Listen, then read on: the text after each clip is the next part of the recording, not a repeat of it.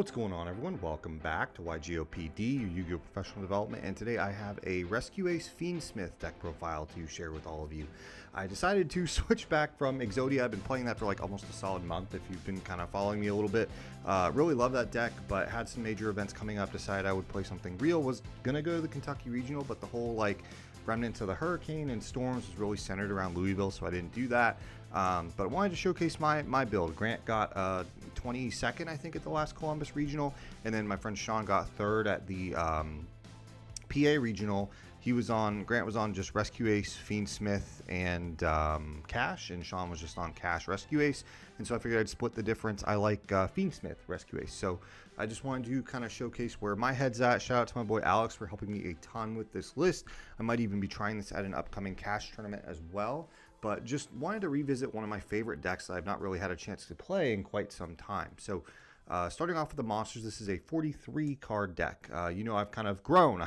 The past 6 months or so, I've been over 40 for quite some time, which is really, really nice. So this got second place at my OTS on this past Saturday. Shout out to my boy Sonny P. He won. Check out his Memento deck profile. That deck's insane. Absolutely destroyed me.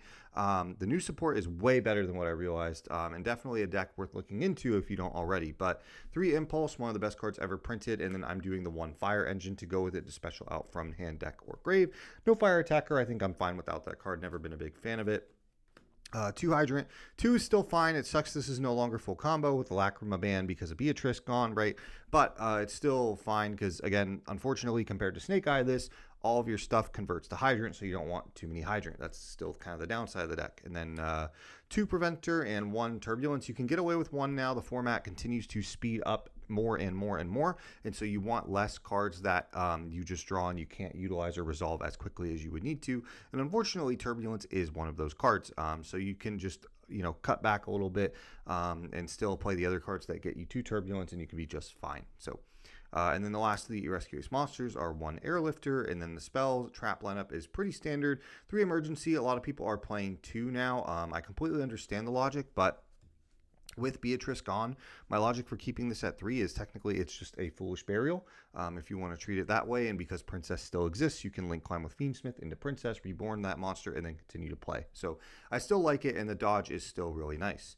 1 HQ, of course, 1 Alert, 1 Rescue, 1 Contain, and 1 Extinguish, the generic 5 bricks. And then after that, for the rest of the random starters here, a 1-for-1 and a Rhoda, and then we are on 2 Bonfire and 1 Poplar. You could play 3. Again, I wanted more diversity in the starters. I was on 3 Bonfire and 1 Poplar. I cut one of the Bonfires for a 1-for-1, which I really like, just because sometimes it's better just to get straight Hydrant, or if this gets Ash, then you can still 1-for-1 as opposed to opening 2 Bonfire, right? And then, of course, 3 Witch, 3 Wanted, and 1 of the original. It's kind of weird to say because this deck feels inconsistent, but yet I still kind of want to cut a Witch. Just pitching cards like minusing feels really bad if your deck can't keep up with things, and this deck kind of has that problem right now, even though Impulse is just crazy. But that might get fixed kind of post next set with Azamina being able to get into cards like Hydrant again more easily. So the Fiendsmith package, fairly small, 2 Engraver, 1 Lurie, and 1 Track. That's pretty standard, I think, in some builds. Some builds play 3 Engraver. A lot of lists I've been playing, 2 is fine.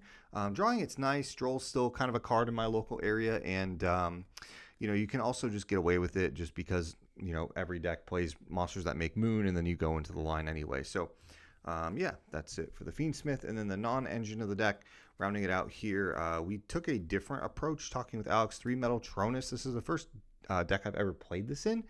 It's good. I hesitate to say that because I don't think my skill cap is where it needs to be in using this card properly, and also in those awkward matchups, and there's not as many common typings, understanding truly where I can hit different things. But there's a lot of different slots you can play in Rescue Ace that overlaps with Tenpai because Airlifter matches Pydra, and then I think there's one other one that matches Chandra and things like that. So there's just a lot of neat overlap, and it also gets you a body to let you climb, which is nice, or then link it away and reborn with Princess. So 3 talents, and 3 Phantasme. So the name of the game was helping to build consistency as well as helping to play through and push through boards by just getting more and more bodies. So was happy with this, was pretty much fine. I do miss Droplet a lot. I was playing that over Metaltronus, so I'm not sure I might stick that back in, but it was still performing very, very well.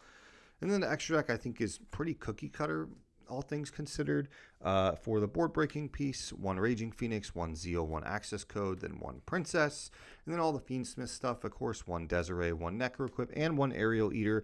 I like all 3 of these. Stats help with Ubel, of course, and there's other interesting overlaps with Aerial Eater that I'll get to in a little bit. And then Caesar, Sequence, Moon, and Requiem. That's, pretty big Fiendsmith package. And then the rest of the generic stuff, 1 IP, 1 SP, 1 Hida, and 1 Anima. Pretty straightforward. So that's the extra deck. And then the side deck was a little bit different, kind of thrown together last minute. I think there could be some stuff that was improved, but there were some things I was testing that I really did like. So 3 Dark Ruler. This deck almost in the similar mindset of like Pearly, right? You need cards that trade really well just because you have a high risk of drawing bricks that don't do anything in terms of like, they do like the Rescue Spell Traps, right? But if you don't see Engine, then it's just not good. So you want cards that trade really well. So 3 Dark Ruler, 3 Cosmic over Lightning Storm just because you main Phantasme, right? You don't want to hit Lightning Storm and then it's dead. And then 3 Molcharmy. I was maining this and swapped it out for Phantasme. It's kind of 50-50. The body, I think, came up a little bit. The targeting protection came up a little bit. So I think it's fine. There might be a world where bringing this deck back with just 6 Molcharmy in the main just makes sense. I don't know. And then 3 Bestials.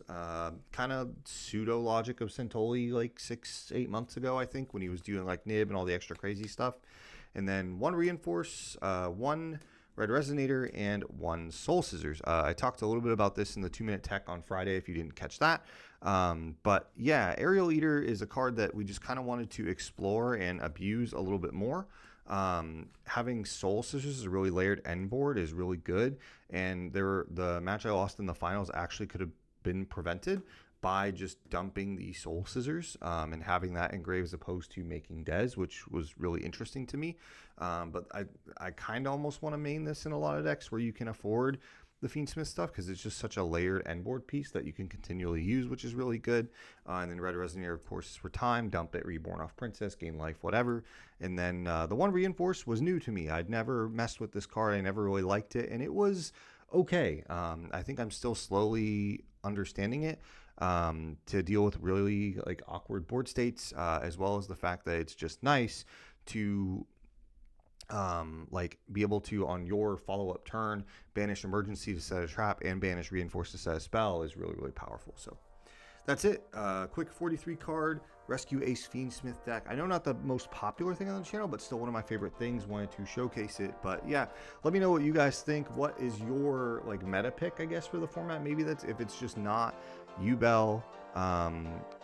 What are the other ones? Ubel, Snake Eye, Tenpai, or Chimera. I think those are the top 4, right? So if it's not those, what are you messing with? But yeah, let me know what you guys think. I'll see you all in the next one. Later.